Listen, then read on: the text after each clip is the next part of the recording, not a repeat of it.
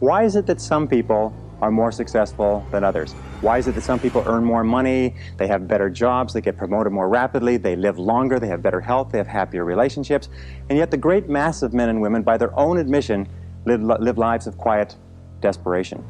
Well, I studied this over and over again. I traveled in over 80 countries on 7 continents. I have learned and spoken 3, 4 different languages. I have spent over 30,000 hours studying, and I've come to a very simple conclusion, that successful people are those who do things differently from unsuccessful people. I've also come to another conclusion, is that you or anybody can be far more successful at life or at anything that you want if you will simply learn how and practice it over and over again until it becomes a habit.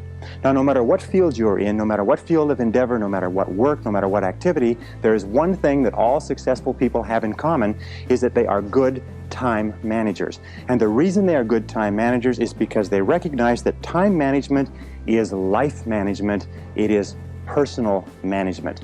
I have never seen an example in the hundreds, thousands of biographies and autobiographies I've studied of successful men and women where the individual has not been well organized and efficient and valued and used their times well. Successful people, winners, use their time well. Losers do not. And in the next 60 minutes, 55 minutes, I am going to give you 21 of the very finest time management ideas ever developed. If you use these ideas systematically, you can increase your personal productivity by 2 or 3 hours a day. You can increase your income. You can increase your rate of promotion. You can increase your life satisfaction. You can even increase the length of time you live. The question is, how badly do you want to learn how to manage your time well? How much effort are you willing to put into it? Because the key to time management is self-discipline. Probably the best way to put it is this, is time management is self-discipline in action, and self-discipline is the key to success. So let's get started right now with these 21 key ideas. The first idea, the most important of all, the core of time management, the axle around which the wheel of life turns, is goals. What are your goals? What is it that you want to be or to have or to do? What is it that you want to accomplish in the next 1, 2, 3, 4, 5 years? The top 3% in every field have goals. The balance of the population have either very vague goals or no goals at all.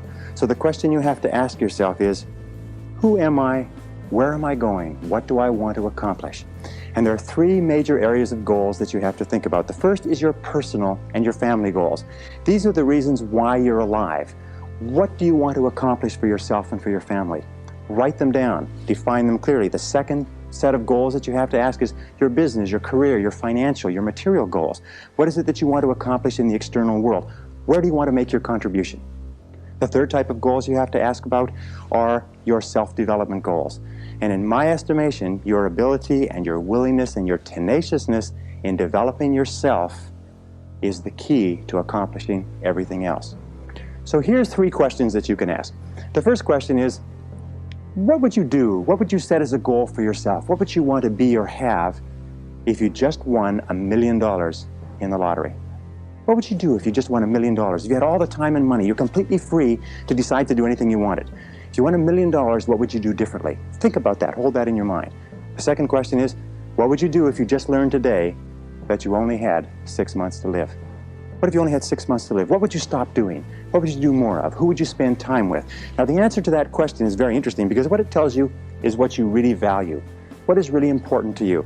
And what we have found is that self-esteem, satisfaction, happiness in life comes from getting your goals and your activities congruent with your values, with your priorities, with what you consider to be really important. Now, here's the third question. The third question is, what one great thing would you dare to dream if you knew you could not fail? If you knew beyond a shadow of a doubt that you could not fail, what one thing would you set as a goal for yourself? Because sometimes answering that question will tell you the one thing that you've been put on this earth to accomplish. One final point with regard to goals is that goals must be in writing. You must write them down, you must rewrite them, you must define them, you must redefine them.